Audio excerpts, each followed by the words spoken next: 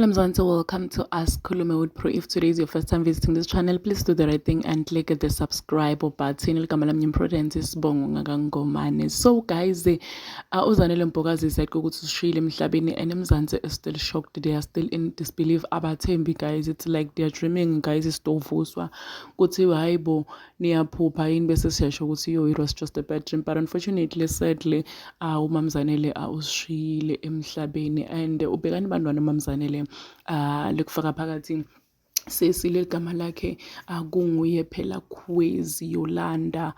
Yolanda siyamati sonke, if you are familiar with the TV uyamati simati laphana kuSibongile and Dlamini udlala irole ya Nomalanga guys. So her mom before she passed away wamthengela igift kuYolanda ke sana ngebirthday yakhe, wamgifta njena ngemoto lenhle angendlela lesimanga. Yolanda and her mom, they look alike guys, bayafana.